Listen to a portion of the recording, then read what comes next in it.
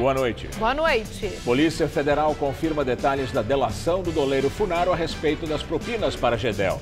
O ex-articulador político de Temer está preso no caso dos 51 milhões de reais. Juiz Marcelo Bretas, da Lava Jato, no Rio, condena empreiteiro Fernando Cavendish e bicheiro Carlinhos Cachoeira. Lavagem de dinheiro envolveu quase 400 milhões de reais desviados dos cofres públicos. Retirada do PIS/PASEP liberada para quem tem menos de 60 anos começa na segunda-feira. Com a lei sancionada hoje por Temer, o governo prevê pagamento de 16 bilhões de reais. Um golpe se espalha pelos estacionamentos da região da Avenida Paulista. O ladrão chega com aparência de executivo, engana o manobrista e sai dirigindo o veículo furtado. Jogadoras da seleção de basquete paralímpico são suspeitas de abuso sexual contra colega do time. Elas foram convocadas para o próximo Mundial, mas vão ficar afastadas durante a investigação. E na véspera da abertura da Copa, nossa reportagem mostra a Vila Zelina, o bairro mais russo de São Paulo.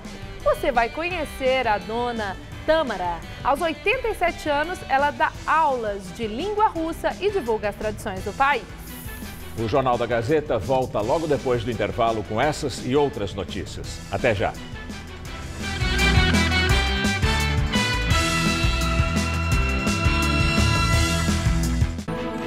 O governo federal comemora 2 anos de conquistas. Avançamos muito na agricultura. São 2 anos de recordes na produção de alimentos. E o governo tem as linhas de crédito, né? Crédito para fazer o financiamento e custeio agrícola. As exportações voltaram a crescer depois de 5 anos. Tá bombando, estamos tendo bastante trabalho. O navio entrando, saindo. E o melhor, baixou o preço dos alimentos. Hoje dá para comprar muito mais coisa, né? Hoje, tem um Brasil melhor nas mãos dos brasileiros. Agora a mesa tá farta.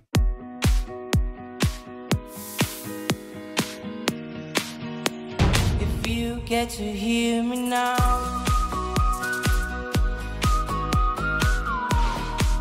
Tigo 2, agora com câmbio automático de última geração.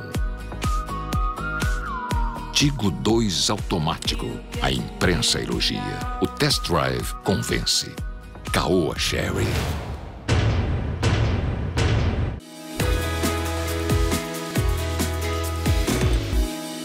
Você já conhece o Lelis Tratoria?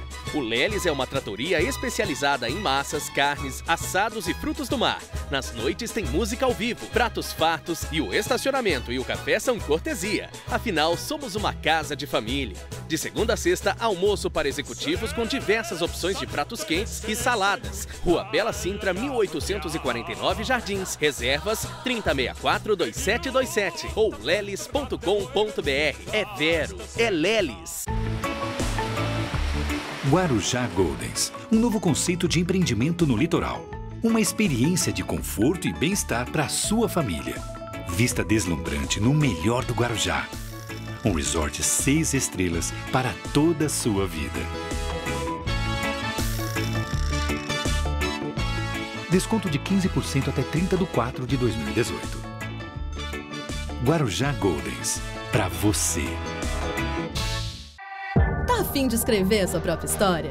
Que tal dirigir a sua própria vida? Então corre pra cá, que a sua hora chegou. Bem-vindo ao Mundo Casper, o lugar certo para você pensar, criar e questionar. Na Casper, razão e emoção se unem para fazer diferente, fazer melhor. E você? Aceita o desafio? Tem muita coisa nova te esperando por aqui. Faculdade Casper Libero. Paixão por comunicação. Nesta sexta, o entrevistado do Hora do Voto é o vereador de São Paulo e pré-candidato ao Senado pelo PT, Eduardo Suplicy. Hora do Voto, nesta sexta, 11h30 da noite.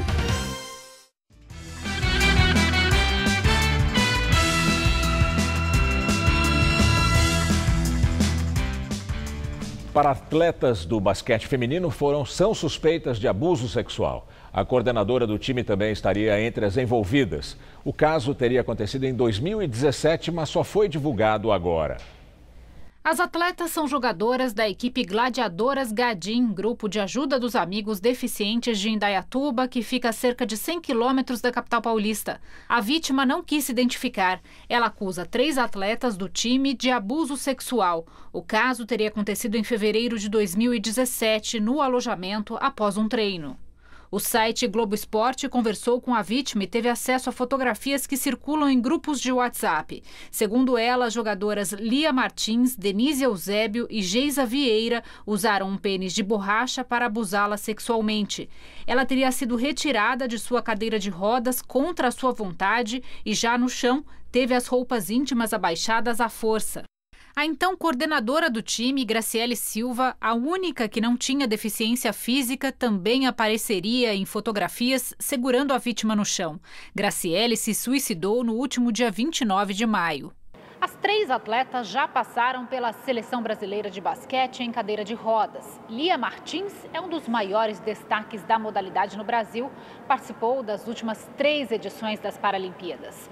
A produção do Jornal da Gazeta conversou por telefone com a advogada da vítima, que por enquanto também não quer ter o nome divulgado. Ela contou que a jogadora se afastou do time de Indaiatuba logo após o ocorrido, mas que não prestou queixa à polícia por medo de represálias. Disse também que ela está na casa da família e passa por tratamento psiquiátrico. No início de maio, a Confederação Brasileira de Basquetebol em cadeira de rodas decidiu afastar Lia Martins, Denise Eusébio e Geisa Vieira da seleção. As 3 já tinham sido convocadas para os treinamentos preparatórios para o Mundial, que vai acontecer na Alemanha em agosto. Segundo a entidade, o afastamento tem o objetivo de resguardar as atletas e garantir o direito de defesa até o esclarecimento e apuração dos fatos. O retorno à seleção vai depender do resultado das investigações. A Anistia Internacional fez hoje um ato para cobrar o Ministério Público sobre as investigações dos assassinatos da vereadora Marielle Franco, do PSOL, e do motorista dela, Anderson Gomes. O crime completa 3 meses amanhã. Ativistas da Anistia Internacional se concentraram em frente ao prédio do Ministério Público, no centro do Rio. Com cartazes, cobraram a criação de uma força-tarefa para resolver o caso. Amanhã, o crime completa 3 meses. Marielle e Anderson foram executados no bairro do Estácio, no dia 14 de março. Uma assessora da vereadora ficou ferida. Para a viúva de Marielle, Mônica Benício, o crime foi político e alguém poderoso pode estar envolvido nos assassinatos. A gente quer saber quem matou, quem mandou matar, sobretudo quais foram as motivações desse crime, para poder não mais permitir que esse tipo de coisa continue acontecendo no nosso Estado, uma vez que a gente se diz dentro de um Estado democrático e o assassinato da Marielle é um crime contra a nossa democracia. A família e representantes da Anistia foram recebidos pelo Procurador-Geral de Justiça, Eduardo Gussen, que reafirmou o compromisso com a elucidação do crime. As investigações continuam sob sigilo. Hoje também o ministro extraordinário da Segurança Pública, Raul Jungmann, disse que há indícios de que o mandante do crime tenha ligação com milícias. No mês passado, um delator apontou o vereador Marcelo Siciliano, do PHS, e o ex-PM Orlando Oliveira de Araújo como mandantes da execução. O general interventor da Segurança do Rio, Walter Braga Neto, afirmou que as investigações das mortes estão na fase de busca de provas. A polícia intimou a prestar esclarecimentos o conselheiro afastado do Tribunal de Contas do Estado do Rio de Janeiro, Domingos Brazão. As autoridades querem saber qual é a ligação dele com a principal testemunha do caso. Brazão ainda não se manifestou. A polícia desarticulou uma quadrilha que fraudava a Telefônica. O prejuízo estimado é de 80 milhões de reais. A operação da Polícia Civil de São Paulo cumpriu mandados de busca e apreensão também em Santo André, Campinas, no Rio de Janeiro e em Curitiba. Visa desmantelar uma quadrilha que usava notas fiscais frias para fraudar a Telefônica, empresa que, a partir de 2012, passou a operar com a marca Vivo. 8 pessoas estão sendo investigadas. Eram funcionários e ex-funcionários da Telefônica que, por meio de empresas de fachada, simulavam serviços de assessoria contábil, de saúde, que não eram prestados, mas que eram pagos pela empresa de telefonia. Quem intermediava os repasses era a ABET, a Associação Brasileira dos Empregados em Telecomunicações, que já era responsável por pagar consultorias consultas médicas e exames dos funcionários a hospitais e clínicas e depois era reembolsada. A fraude, que desviou 80 milhões de reais de 2008 a 2014, só acontecia porque quem comandava a associação e um alto executivo da Telefônica estavam envolvidos. Basicamente, eram eles que autorizavam os pagamentos às empresas investigadas. Eram eles que determinavam que a ABET firmasse contratos de prestação de serviços com essas empresas investigadas. Esta manhã, o ex-diretor médico Michel Daldi Filho foi conduzido pelos agentes para prestar esclarecimentos na delegacia. E também o ex-dirigente da ABET, Hélio Luiz Cavinato. Durante o interrogatório, ambos permaneceram calados. Nós precisamos saber agora para onde esse dinheiro foi, como foi rateado entre as pessoas físicas ou se há mais pessoas jurídicas, inclusive clínicas, envolvidas no esquema. A ABET alega que foi vítima nesse processo e busca responsabilizar criminalmente ex-colaboradores que participaram da fraude. A Telefônica disse que confia no trabalho das autoridades. Homens se disfarçam de executivos para furtar carros na região da Avenida Paulista. Eles enganam os manobristas e saem dirigindo os veículos. E os casos não são novos. A mulher que prefere não mostrar o rosto teve o carro furtado de maneira descarada neste estacionamento da Rua Bela Sintra, no sentido do centro da cidade. O caso foi há quase 2 anos. Eu deixei o carro dentro do estacionamento. E como estava tendo um movimento, normalmente, como eu sou mensalista, a chave fica no contato e os meninos pegam e guardam. Mas no que eu deixei e saí, logo em seguida que eu estou saindo na calçada, eu vejo meu carro subindo e saindo com 2 caras dentro. Além do susto e do prejuízo, ela teve o desprazer de reconhecer os bandidos minutos depois de deixar o veículo. Eram uns caras bem vestidos, com camisa xadrez, tudo normal. Simplesmente o carro desapareceu e nunca encontraram.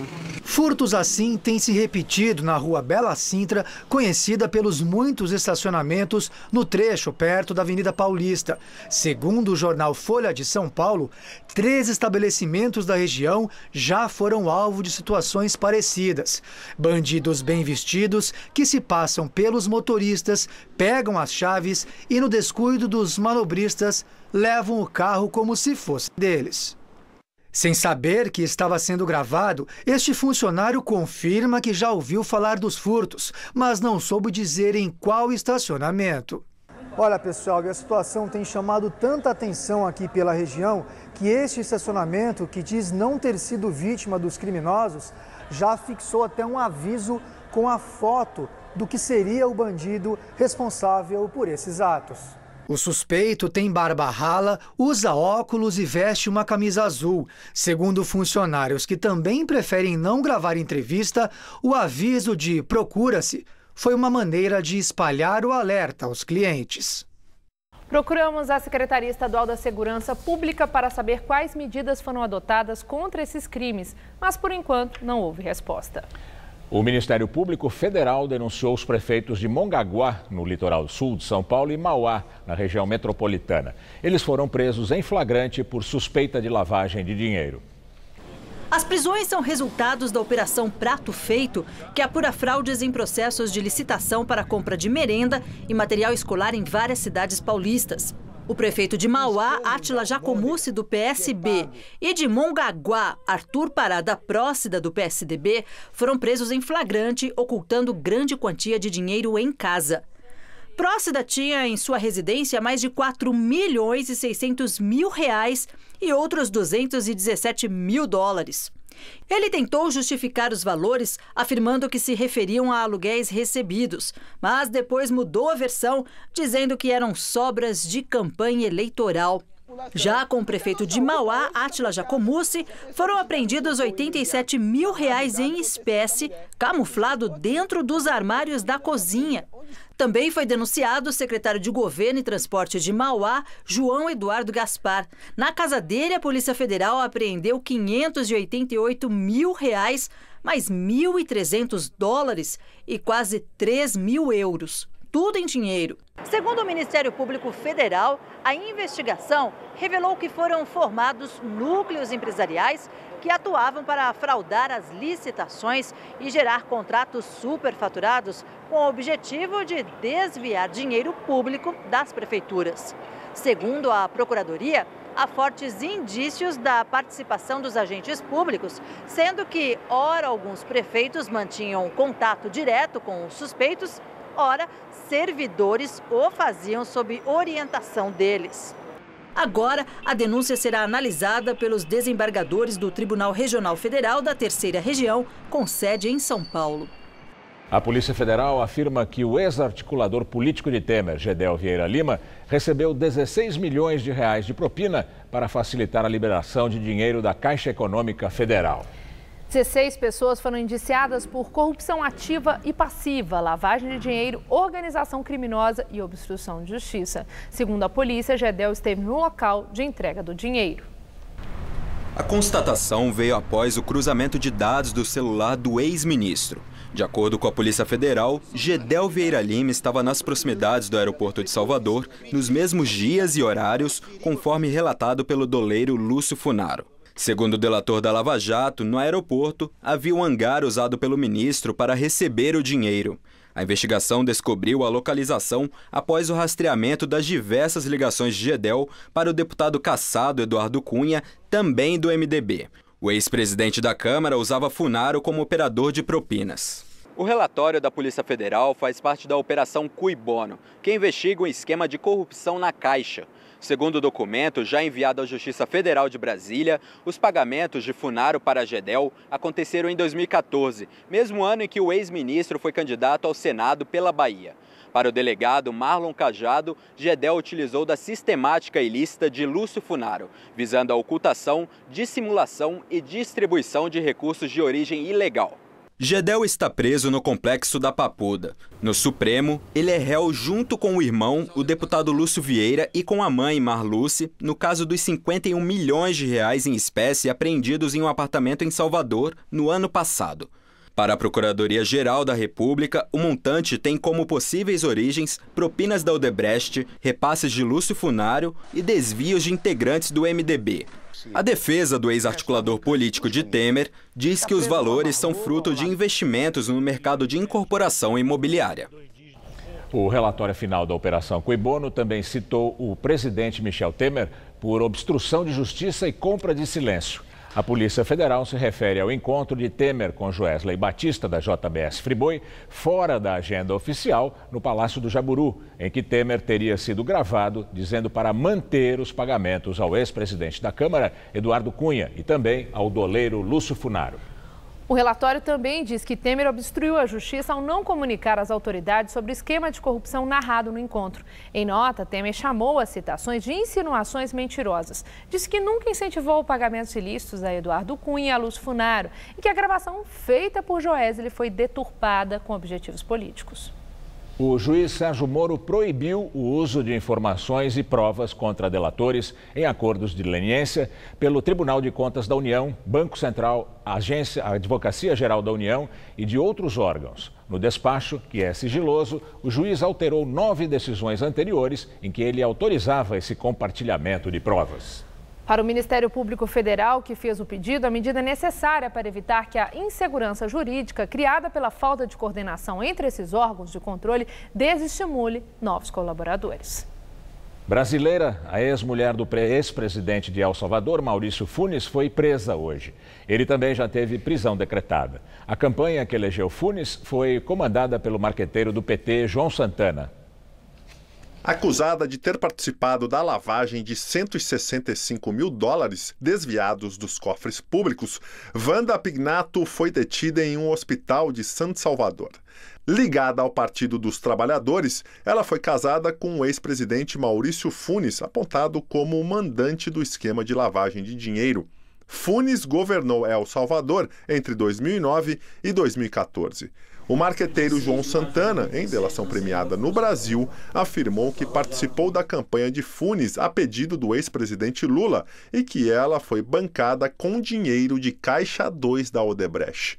Os advogados do petista afirmam que a acusação é mentirosa. Santana cumpre prisão domiciliar. E agora o comentário de Josias de Souza, direto de Brasília. Ele fala sobre a candidatura do ex-presidente Lula. Quando Lula era um mero investigado, o PT já dizia que ele seria candidato à presidência. Depois de condenado, o partido reiterou a candidatura. Agora mesmo é que a coisa vai ou racha, diziam os petistas. Consumada a prisão, o PT acha que a postulação de Lula tem que ir em frente, mesmo rachada. O partido dá de ombros para o fato de que seu hipotético candidato virou um ficha suja inelegível. Em recursos apresentados no STJ e no STF, a defesa de Lula pede que ele seja posto em liberdade. Alega, entre outras razões, que Lula lidera as pesquisas e tem o direito de fazer campanha. Sustenta que seria gravíssimo cercear os direitos políticos de um corrupto condenado em segunda instância. A satisfação dos desejos do PT depende da desmoralização da justiça penal. Farejando o cheiro de queimado, o ministro Félix Fischer, do STJ, já rejeitou o pedido de suspensão dos efeitos da condenação de Lula. Mas o partido pede à juíza Carolina Lebos, de Curitiba, que autorize Lula a gravar vídeos de campanha na prisão. Se a moda pega, brotarão centenas de candidatos nas cadeias brasileiras. O PT tem todo o direito de viver no mundo da lua. O que não seria aceitável é que a justiça aceitasse fazer o papel de boba. Boa noite. Uma pesquisa divulgada pela rede Nossa São Paulo e também Ibope Inteligência mostrou que 76% dos paulistanos são favoráveis a medidas para limitar a circulação de veículos e diminuir a poluição aqui na capital. Entre os entrevistados que são a favor, 30% afirmam que a volta da inspeção veicular ambiental é a medida que mais ajudaria a diminuir a poluição. 21% apoiam limitar a circulação de veículos em algumas ruas e avenidas do centro expandido. 16% são a favor de ampliar o horário de duração do rodízio. 13% acham que deveriam aumentar o número de dias do rodízio. 11% querem ampliar a área e 4% acham que cobrar pedágio urbano no centro expandido seria a melhor solução. A pesquisa entrevistou 800 pessoas com 16 anos ou mais entre os dias 5 e 22 de abril. A margem de erro é de 3 pontos percentuais. Regis Fichtner, ex-secretário da Casa Civil na gestão de Sérgio Cabral, do MDB do Rio, prestou depoimento à CPI dos transportes da Assembleia Legislativa. Ele afirmou que não sabia de esquemas de corrupção e desvios nas obras da linha 4 do metrô do Rio. Para defender o trajeto da linha, Fichtner respondeu que mora na Barra da Tijuca e que foi à CPI justamente usando esse metrô. No ano passado, ele chegou a ficar preso por uma semana por suspeita de receber R$1.600.000 de propina. Numa gravação, o presidente do PTB, Roberto Jefferson, orienta a filha, Cristiane Brasil, a manter a versão sobre uma dívida trabalhista que não pagou. A dívida de R$14.000 era da deputada federal, mas paga por uma assessora dela. Quando a denúncia apareceu, a parlamentar se negou a mostrar recibos de reembolso à funcionária. Ô Cris, eu prefiro a primeira versão, mas até o ponto que diz os pagamentos são reembolsados pela deputada. Você não tem que mudar nenhuma gestão de coisa nenhuma. Tá certo, você faz o que é certo. Na conversa, o presidente do PTB proíbe uma explicação no sentido de que passaria a haver uma correção na forma dos pagamentos da dívida. Não precisa dizer, não, que eu vou corrigir daqui para frente, eu vou pagar direto. Não precisa disso. A Vera vai continuar pagando para você e você reembolsa a Vera. Acabou. O importante é você pagar. O modo não é da conta desses filhos da minha filha. Por causa dos processos trabalhistas, Cristiane Brasil foi proibida pela Justiça de assumir o Ministério do Trabalho. Agora, ela é investigada junto com o pai, numa fraude dentro do Ministério. Ontem, a Polícia Federal fez busca e apreensão no gabinete dela, na Câmara e em endereços ligados a parlamentar no Rio. Segundo a Procuradora-Geral da República, Raquel Dodge, há indícios de que a deputada integrava um esquema de cobrança de propina em troca da liberação de registros sindicais. Por ordem do ministro Edson Fachin, Cristiane Brasil não pode entrar no Ministério do Trabalho e também está impedida de conversar com outros investigados, inclusive com o pai. Cristiane e o pai, Roberto Jefferson, negam as acusações. E daqui a pouco, Maria Lídia entrevista o jurista Modesto Carvalhosa sobre as eleições e democracia. Vamos agora ao comentário de política com Bob Fernandes. Análises, reportagens, pesquisas, manchetes buscam resposta. Por que o amarelo ainda não tomou ruas a horas do início da Copa? Explicações podem ser encontradas nas próprias manchetes do presente e do passado recente, com personagens e números que frequentam o noticiário. O candidato que hoje teria apoio de até 49% dos brasileiros para se tornar presidente é Lula. Está preso e ainda responde a uma fieira de processos. Por hora, com 19%, o segundo preferido é Bolsonaro, que responde a 2 processos no Supremo, por racismo e incitação ao estupro.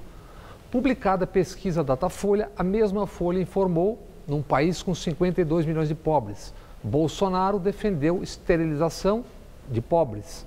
Atores da farsa. Mídias sabiam quem era o Eduardo Cunha, Temer e companhia. Mesmo assim, Cunha e milhões de cunhas bancaram o impeachment. Cadeia só depois de feito o serviço. Agripino Maia, ontem tornado réu por corrupção, frequentava manifestações, sendo entrevistado e pontificando sobre a corrupção petista. Como pontificavam Temer, Aécio, Alckmin, Jucá, Embaçaí, Assemineto, Serra, Cristiane Brasil, dezenas, desde então citados, indiciados, réus ou escondidos. E escondem notícias, mas dos que emprestaram ou comandam vozes, muitos não resistem à história dos próprios negócios. Números: 72% dizem que a economia piorou. Rapazes do O Mercado dizem que o problema é o populismo, para não dizerem o problema é o povo. O Banco Mundial informou: o povo, 100 milhões, precisa juntar tudo que tem para empatar com a fortuna de meia dúzia de brasileiros. Rejeições em alta. Pesquisa Estadão Ipsos. Metade do país desaprova Moro. Datafolha. Escassos 14% confiam muito no Supremo e só 16% confiam totalmente na imprensa. Forças Armadas. Queda de 5 pontos em 2 meses. Só 37% confiam plenamente. 2/3 do país não confiam no Congresso e nos partidos. Mais de 62 mil homicídios ano. E a memória desses anos recentes. Junte-se tudo isso e talvez se encontre resposta para a dúvida cruel no Brasil em transe. Cadê o amarelo? Boa noite. O juiz federal Marcelo Bretas condenou 15 pessoas por lavagem de dinheiro e associação criminosa por desvio de 370 milhões de reais de contratos com o governo estadual do Rio, na gestão de Sérgio Cabral, do MDB. Entre os condenados estão Fernando Cavendish, da Delta Engenharia, o bicheiro Carlinhos Cachoeira e o doleiro e delator Adir Assad.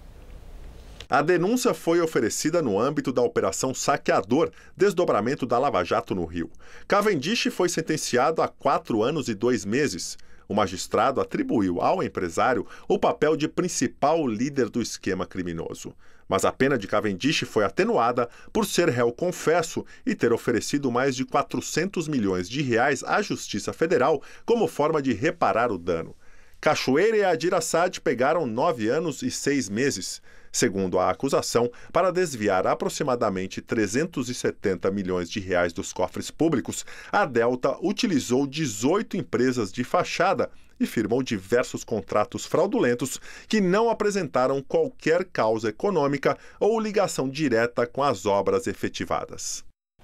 O IBGE divulgou hoje que as vendas do comércio varejista brasileiro subiram 1% em abril, na comparação com março. As vendas de equipamentos para escritório e combustíveis impulsionaram o setor. Em relação a abril de 2017, o comércio cresceu 0,6%. Porém, com a paralisação dos caminhoneiros, que comprometeu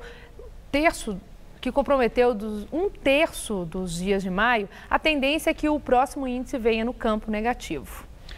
O Tribunal de Contas da União aprovou as contas do presidente Temer em 2017. O plenário do TCU fez 23 ressalvas com relação a falhas no Balanço Geral da União e na execução dos orçamentos públicos. Agora o relatório do ministro Vital do Rego, aprovado por unanimidade, será enviado ao Congresso. Cabe aos parlamentares julgarem as finanças do presidente. O presidente Temer sancionou hoje o projeto de lei que amplia o saque do benefício do PIS/PASEP para todos os que trabalharam com carteira assinada entre os anos de 71 e 88. O projeto já havia sido aprovado pelo Senado em maio e aguardava o aval presidencial para entrar em vigor. A assinatura aconteceu no início da tarde, em cerimônia no Palácio do Planalto, com a presença do ministro do Trabalho, Elton Yomura, e vários parlamentares. No evento, Temer lembrou que a medida amplia o direito ao saque para todos os trabalhadores, não apenas para quem tem mais de 60 anos. Ele destacou que o projeto vai injetar mais de 39 bilhões de reais na economia brasileira e beneficiar cerca de 28 milhões de trabalhadores. O objetivo central deste nosso ato é precisamente mobilizar e movimentar a economia brasileira. Então, aqueles que lá vão pegar os seus haveres, porque são seus, poderão injetá-los na economia. E são valores preciosos. Convenhamos, nós comemoramos muito os 44 bilhões do Fundo de Garantia, mas aqui são quase 38, 39 bilhões de reais, que podem não só satisfazer aqueles que vão buscá-los, mas também inserir-se na economia brasileira. Os saques do PIS e do PASEP poderão ser feitos a partir de segunda-feira nas agências da Caixa Econômica Federal e do Banco do Brasil, de acordo com o calendário de idade dos dois bancos. A data limite é 28 de setembro deste ano. Por meio de decreto, o presidente Michel Temer também oficializou hoje o general Joaquim Silva e Luna como ministro da Defesa. Ele foi nomeado como interino no fim de fevereiro, quando o então titular da pasta, Raul Jungmann, foi remanejado para o novo Ministério da Segurança Pública. E agora vamos ao comentário de economia com Vinícius Torres Freire. No ano passado, as pessoas puderam sacar o dinheiro que estava parado no FGTS. Entraram 44 bilhões na economia. Foi um motivo importante para o país crescer um bocadinho mínimo, 1%, e sair da recessão.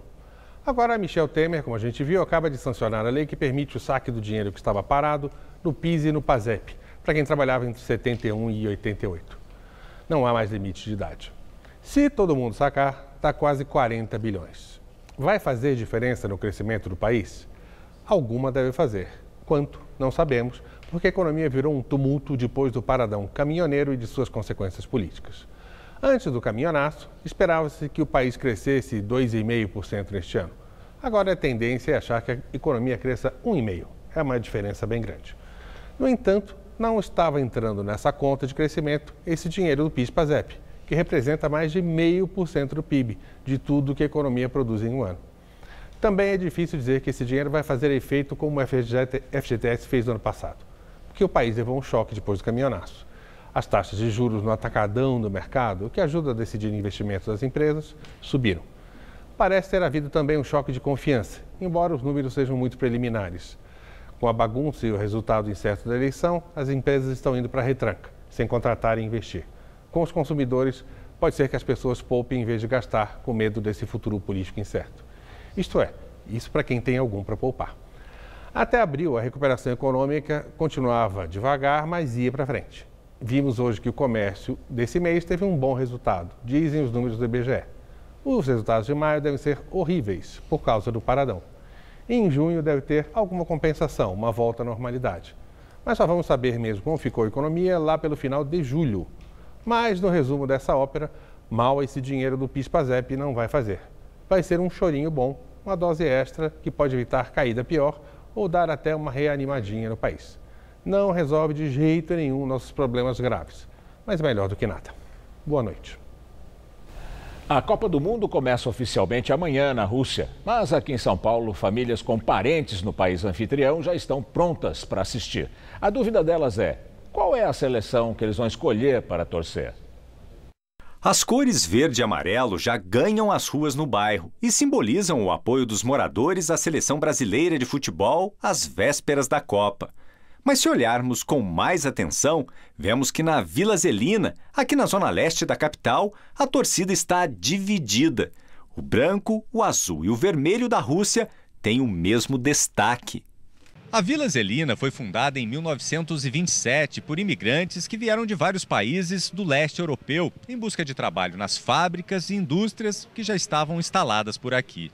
E não é à toa que o lugar se tornou o mais russo dos bairros paulistanos. Tem igreja ortodoxa russa, praça com o nome de um dos romancistas e poetas mais famosos do país anfitrião da Copa e até uma pizzaria onde a Rússia está estampada nas paredes. Os donos são descendentes que decidiram misturar as tradições da família. A parte da família e a pizza é por conta da descendência da minha mãe, que é italiana. E todo o resto é da Rússia, por conta da descendência do meu pai, que é russa. A pizza para esta Copa é feita com uma pasta de berinjela, famosa nas cozinhas russas, chamada de ikra. Apesar da homenagem aos ancestrais, pai e filho não escondem para quem vão torcer. Quem realmente vai torcer para a Rússia são os que nasceram na Rússia, que moram aqui, que são russos. Porque os descendentes têm um pezinho a mais para torcer para o Brasil. E se você quiser se sentir no maior país do mundo, é só visitar a casa da dona Tamara, que vive desde 1983 na Vila Zelina. Os pais dela vieram da Rússia em busca de uma nova vida e aqui tiveram 2 filhas. Hoje, dona Tamara, que está com 87 anos, dá aulas de russo e faz questão de divulgar as tradições do país. Mas o coração está dividido. Eu vou ser sincera com vocês. Nunca liguei para futebol. Nunca. Com essa daqui, parece que eu peguei uma injeção de futebol. Eu acho que eu vou torcer pelos dois. Um dos maiores eventos esportivos do mundo tem mesmo esse poder de dividir as emoções. Mesmo o Brasil sendo a pátria mais amada. Não é, dona Tamara? E a última, eu estou muito agradecida ao país de nos ter recebido, dando a possibilidade de viver da melhor maneira possível, dando-nos essa grande oportunidade. Всего хорошего.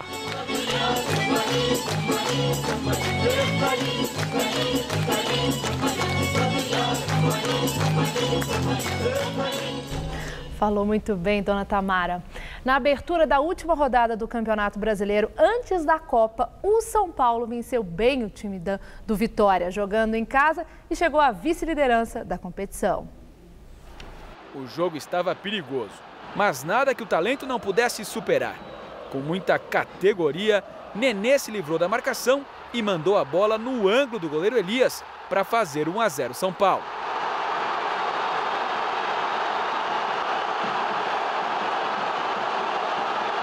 Tudo ficou mais fácil a partir do momento em que Iago fez falta em cima de Nenê e levou o cartão vermelho.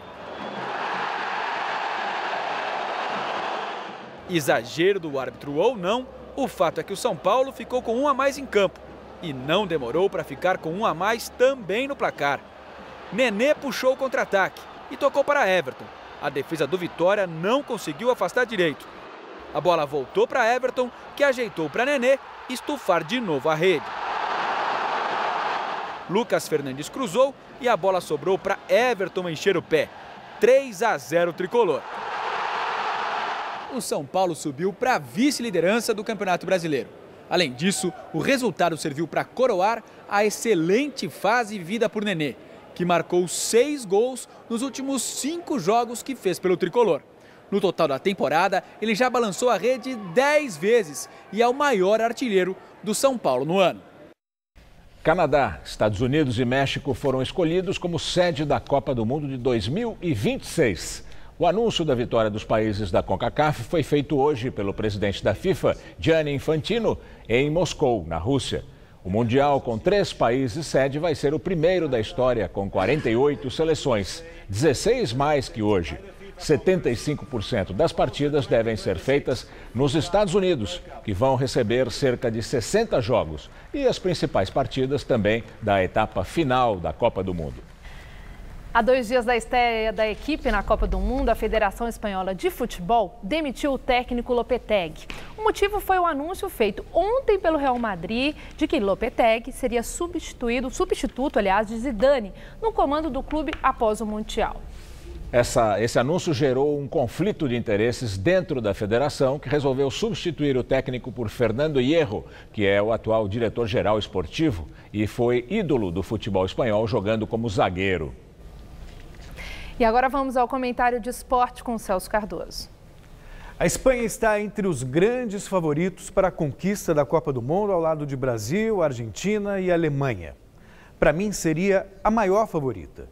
Digo seria, porque o anúncio da demissão do treinador Julen Lopetegui, há 2 dias da estreia da Fúria no Mundial, pode causar danos irreparáveis. Sob o comando dele, os espanhóis campeões em 2010, mais um fiasco no Brasil em 2014, recuperaram o bom futebol, o prestígio e a credibilidade.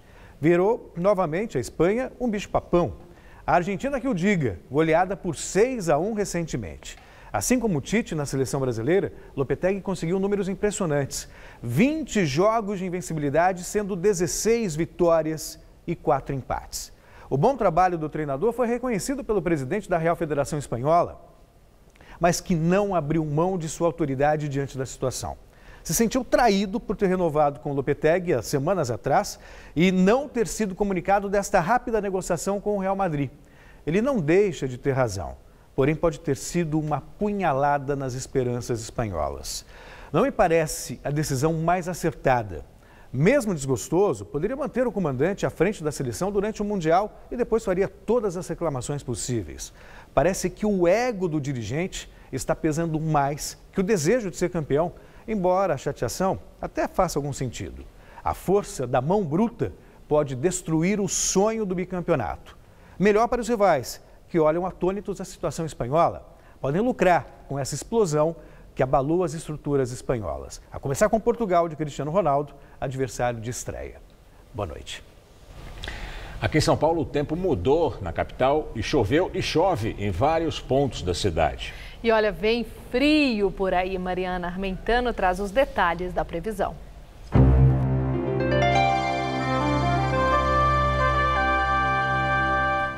Mal esquentou e uma nova onda de frio já promete tomar conta do centro-sul do país. Pelo menos até sábado, há condições para a formação de geada entre o interior do Rio Grande do Sul até a Serra Catarinense. E esse ar mais frio se estende até a região centro-oeste do país. E o tempo fica bastante instável, com muita nebulosidade entre o leste do Paraná e o sul capixaba, por causa dos ventos frios e úmidos que vêm do mar. Não dá para descartar chuva forte no Rio e no Espírito Santo. Vamos ver como ficam os termômetros em algumas capitais? Em Porto Alegre, mínima de 6 nessa madrugada e máxima amanhã à tarde de apenas 13 graus. Em Campo Grande também vai fazer frio, entre 11 e 19 graus. No Rio de Janeiro, o dia vai ser chuvoso, com máxima na casa dos 24 graus. E em Fortaleza, sol, céu azul e calorão em torno dos 32 graus por lá. Para São Paulo, a temperatura vai cair em várias cidades. Isso por causa da influência desse ar mais frio que vem lá do sul do país e do vento úmido que sopra do mar, favorecendo a formação de muitas nuvens sobre o leste paulista. Só não deve chover na metade oeste do estado. Teremos mínima de 15 e máximas de 22 graus em Presidente Prudente e de 23 em Presidente Bernardes. Já nas cidades de Ribeirão Preto, Araraquara, Franca e São José do Rio Preto, a máxima vai aos 28. Mais ao leste do estado, teremos só 20 graus lá na região de São José dos Campos. Para a capital, o frio vai ser mais intenso ainda e até o fim de semana, com tempo fechado e chuvoso, viu? Nessa madrugada, mínima de 13 e máxima amanhã só de 17 graus. E fica tudo muito parecido, tanto na sexta-feira quanto no sábado. Hoje é dia de Santo Antônio, segundo a tradição católica. Conhecido como casamenteiro, o santo também é símbolo da fartura. Por isso, aqui na capital, os fiéis foram agradecer e pegar os tradicionais pãezinhos na paróquia do Pari, no centro da cidade. Ele é popular, dos mais queridos pelos fiéis católicos e carrega a fama de promover casamento. A Ana Cristina veio com essa intenção e tá achando que só mesmo Santo Antônio para dar um empurrãozinho nessa história de amor. Se eu tenho alguma pessoa em vista, né? Santo Antônio, quem sabe esse ano dá um cutucão que saia, né? A gente espera, né? Sim, Santo Antônio é o santo casamenteiro, mas nesse dia tem muita gente que não veio atrás desse compromisso, não. Fila mesmo, tradição atrás do pão. Para os devotos, o pãozinho de Santo Antônio significa comer, partilhar e guardar como sinal de fartura. E aí, quem não quer fartura, né? Um belo dia, Santo Antônio estava na portaria do convento, chegaram os pobres, ele não tinha nada, deu todo o pão dos frades. Era pão dos frades antes. E assim é pão que não acaba mais. O pessoal aqui estima que todo dia 13 de junho sejam doados até 80 mil pãezinhos na paróquia do Pari, no centro de São Paulo. E quanta gente vem aqui pegar e doar pão, pedir e agradecer por todo tipo de graça. Até aquelas que... Bom, boa sorte pro santo, né? Brasil, campeão.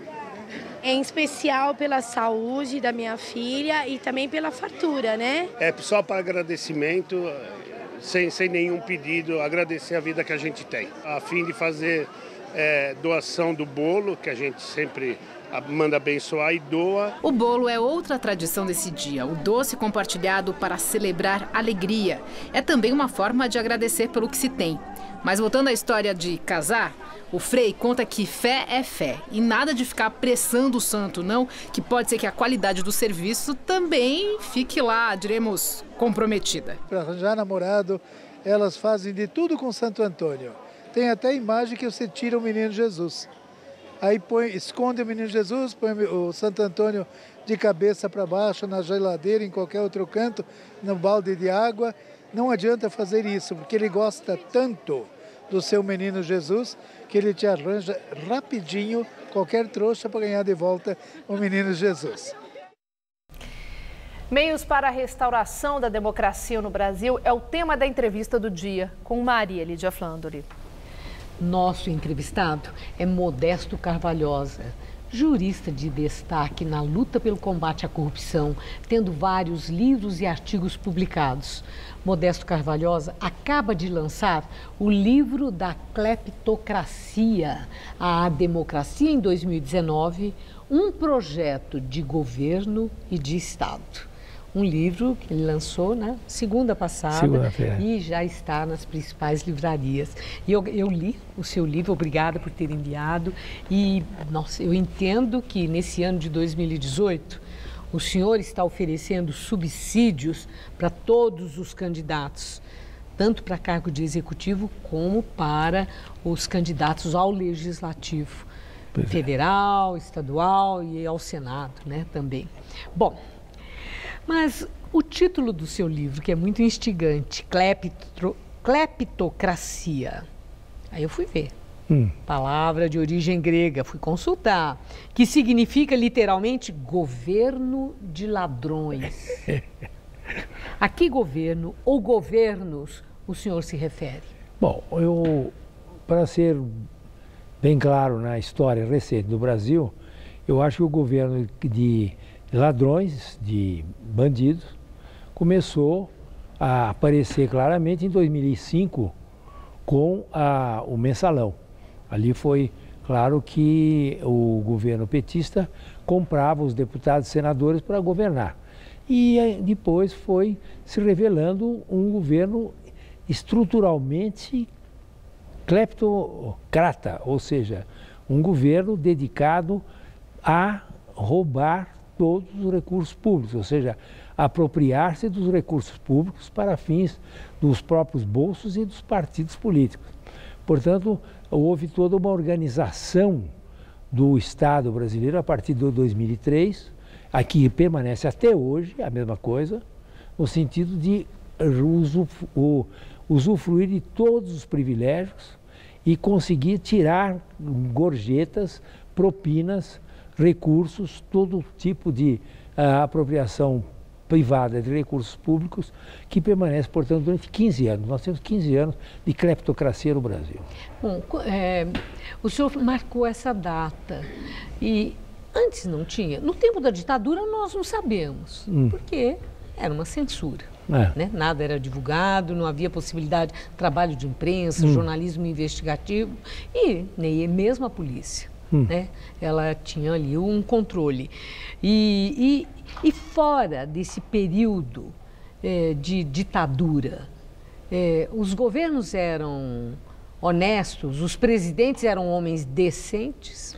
Bom, havia presidentes decentes, houve um presidente que foi inclusive cassado, que é o Collor, mas não havia na organização, Maria Lídia, do Estado, uma estrutura para roubar. Quer dizer, o Estado brasileiro foi aparelhado para roubar, ou seja, pegaram todo mundo que poderia colocar na Petrobras para tirar todos os recursos da Petrobras e desmontar a Petrobras, canibalizar a Petrobras. E assim a Eletrobras, todas as empresas públicas, os ministérios, o DINIT, por exemplo, que é um departamento também extremamente corrompido. E assim você tem no Brasil, não só no plano federal, como no plano estadual e municipal, toda uma organização voltada para apropriar-se dos recursos públicos. Todos são full-times nessa atividade. Então, a organização da corrupção é novidade que nós temos a partir de 2003. Os outros governos não tinham essa finalidade, essa política pública de corrupção. Agora, é interessante que nós temos, esse é ano eleitoral, e pesquisas mostram, né, que o eleitor brasileiro, ele clama por mudança, ele clama por uma nova política, ele expressa rejeição a um modelo tradicional de política. Muito possivelmente esse sentimento venha da exposição dessa situação que o senhor descreveu. E o senhor já disse que observa que nenhum dos candidatos que estão já credenciados para concorrer nessas eleições apresentou até agora uma proposta de ruptura com essa situação que existe para que haja uma mudança estrutural do Estado brasileiro. O que é isso, professor? Que indicador é esse de nenhum candidato tocar nessa questão e apresentar uma proposta assim? Pois é, porque os candidatos, à exceção, por exemplo, de candidatos de partido, por exemplo, do Partido Novo, que não tem nada a ver com esses partidos tradicionais, que são praticamente partidos quadrilha. Que Mas eles estão apresentando esses projetos? Não, eu espero que apresentem, porque o que precisa o Brasil é uma mudança estrutural do Estado. Ou seja, uma reconciliação entre a sociedade brasileira e o Estado brasileiro, que hoje nós temos duas posições antagônicas. A sociedade brasileira, o povo brasileiro, só tem um direito, pagar imposto. E os membros do Estado no Brasil usufruem de todos os privilégios possíveis e ainda roubam todos os recursos que nós temos. Portanto, nós temos que mudar a estrutura desse Estado. Nós temos que acabar com a reeleição. Não pode haver reeleição. Então, nós temos que criar o voto distrital puro para acabar com esse voto que tem hoje de proporcional, que não representa nada. Nós temos que acabar com o direito adquirido ou com os privilégios, criar o princípio da isonomia. Todos têm que se submeter à legislação trabalhista. Não pode ter esses privilégios, a estabilidade eterna das pessoas, fundos previdenciários diferentes entre a população e os membros do serviço público. Portanto, eu acho que nós temos que ter reformas estruturais que estão aí nesse livro propostas. E logo no início eu observei que o senhor elenca os fatores fundamentais para que seja possível restaurar a democracia. E isso antes de ser possível, que isso é possível mesmo sem se promulgar uma nova Constituição. Então o senhor elenca, né, logo de início, eu li muito atentamente. Agora, o primeiro desses fatores fundamentais é que seja eleito um presidente da República decente, com credibilidade e capacidade de liderança. Entre os pré-candidatos que já estão aí credenciados, o senhor identifica algum com esse perfil? O que nós devemos aqui ter no Brasil é um chefe de Estado. Nós temos que ter um chefe de Estado, um tipo assim, Macron, para dizer o de hoje, ou um De Gaulle do passado. Ou seja, um homem que tenha respeitabilidade, legitimidade que possa conduzir o país a novamente a uma democracia normal em que não haja mais todos esses bandidos tomando conta do país. Não é? De modo que a presença de um chefe de Estado que tenha realmente liderança, que tenha empatia com o povo brasileiro, é o fundamental para podermos prosseguir nessa campanha de restauração da democracia. Bom, temos aí pelo menos 14 candidatos e eu pergunto, o senhor identifica alguém com esse perfil? Não, com esse perfil de um chefe de Estado realmente capaz de liderar, eu ainda não identifiquei. Claro que tem candidatos que são decentes, que são capazes, como eu já falei desse candidato aqui desse Partido Novo, que são pessoas respeitáveis, mas nós precisaríamos, num momento desse, uma grande liderança nacional que pudesse romper todos esses laços corruptos que existem no governo através de uma nova Constituição que fosse capaz de mudar esse cenário todo. Ok. Eu agradeço muito sua entrevista e eu repito, aqui a dica para os candidatos, o seu livro, e é importante ler. A gente aprende muito a pensar nesse conjunto de elementos que o senhor apresenta, um projeto de governo e de Estado. Muito obrigada. Obrigado a você. Uma boa noite. Obrigado. Estela. E sexta-feira, às 11h30 da noite, o programa Hora do Voto recebe o vereador Eduardo Suplicy, do PT, pré-candidato ao Senado. O programa é apresentado por Maria Lídia Flandre, com participação do comentarista de política internacional, João Batista Natali. A Justiça Federal de São Paulo concedeu uma liminar limitando o aumento dos planos de saúde a 5,72% para o período 2018-2019. Essa decisão atendeu a um pedido do IDEC, que é o Instituto Brasileiro de Defesa do Consumidor. O teto é equivalente à inflação atual medida pelo IPCA para o segmento de saúde. A expectativa era de que o aumento concedido pela Agência Nacional de Saúde Complementar fosse em torno de 10%, mas a ANS informou que vai recorrer. O Jornal da Gazeta termina aqui. A edição de hoje pode ser vista no site do Jornal da Gazeta. Uma boa noite para você. Boa noite e até amanhã.